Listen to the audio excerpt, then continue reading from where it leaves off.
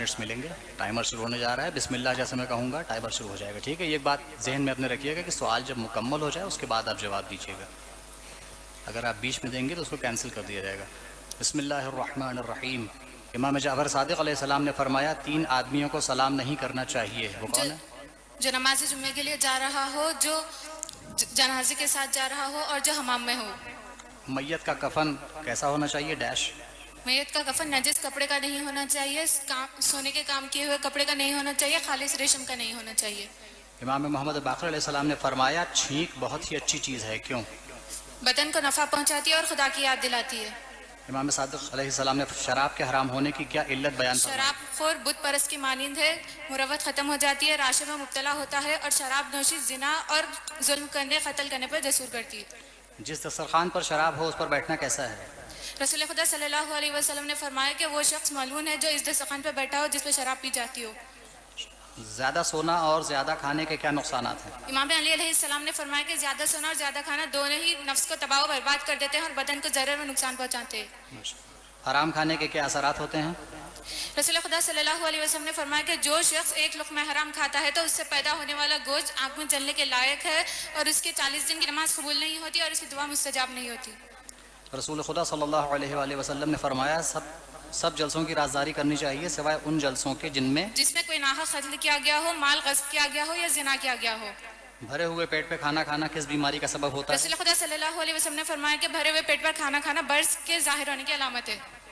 امام حسین نے موت کو کس سے مثال دی ہے؟ موت کو اس پل سے مثال دی ہے جو دنیا کے رنج و مشکلات سے نکال کے ہمیشہ رہنے والی بہشت میں پہنچاتی ہے. امام صادق علیہ السلام نے موت کی کیفیت کے بارے میں کیا فرمایا؟ مومن کے لیے خوشبو کی طرح ہے جسے وہ سونگھتا ہے.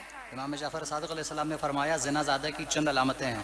اہل بیت کا دشمن ہونا، دین خدا کی حقارت کرنا، لوگوں سے مل کر انہیں تکلیف پہنچانا. قرآن مجید میں موت کی حقیقت کیا بیان ہوئی ہے؟ موت ایک وجودی شے ہے جو اس دنیا سے دوسری دنیا میں منتقل ہونا ہے. موت کو یاد کرنا ڈیش کو بھلا دیتا ہے. انسان کی شہوانی خواہشات کو بلا دیتا ہے. حدیث میں آیا ہے کہ جو شخص طلب علم میں راستہ چلتا ہے خدا تعالیٰ اس کے لیے جنت کا راستہ کشادہ کر دے گا. تمام مخلوقات طالب علم کے لیے دعا کرتی ہے اور فرشتے اپنے بالوں پر بچھا دیتے ہیں. جس شخص سے مشورہ لینا چاہیے اس میں چند شرائط کا ہونا ضروری ہے. وہ عاقل، بالغ، آزاد اور دیندار، اور جس چیز میں مشورہ کرنا ہو اور اسے اچھی طرح واقف ہو. انسان کی خوش نصیبی ان چیزوں میں ہے. بتائیے. کہ اس کا پیشہ مشکل ہو، اس کی زوجہ خوبصورت اور دیندار ہو، اور اس کا گھر وسیع اور سواری اچھی ہو. قرآن مجید میں نماز کا فلسفہ اور مقصد کیا بیان کیا ہے؟ نماز انسان کو بدعملیوں سے روکتی ہے.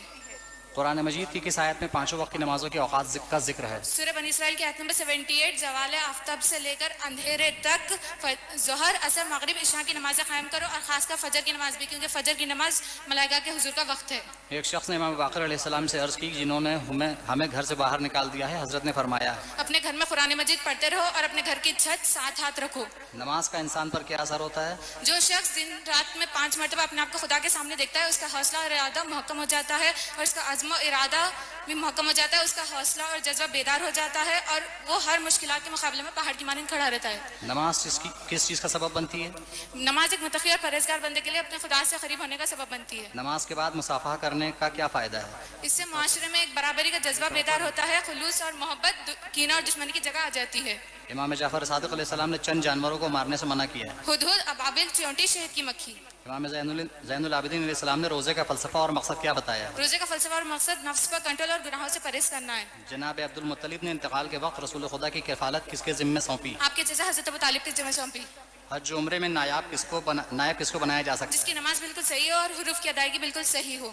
عمرہ مفردہ اور عمرہ تمتع میں کیا فرق ہے؟ عمرہ مفردہ کسی بھی وقت انجام دیا جا سکتا ہے، جبکہ عمرہ تمتع صرف حج میں. نماز کے حق میں امام زین العابدین نے کیا فرمایا ہے؟ اس میں نماز میں تم یہ طلب کرو کہ وہ تمہارے گناہوں کو بخش دے جو تمہاری ہلاکت کا سبب ہوتے ہیں اور تمہیں گھیرے ہوئے ہیں. پیغمبر اسلام نے نسلی اور خاندانی فقر و مباحات کی شدت سے مخالفت کی ہے. رسول خدا صلی اللہ علیہ وسلم نے فتح مکہ کے موقع پر فرمایا کہ فتح مکہ کے ان کی صحت و سلامتی کے لیے بلند تر صلوات. بہت اچھا. ماشاءاللہ ماشاءاللہ. اللہم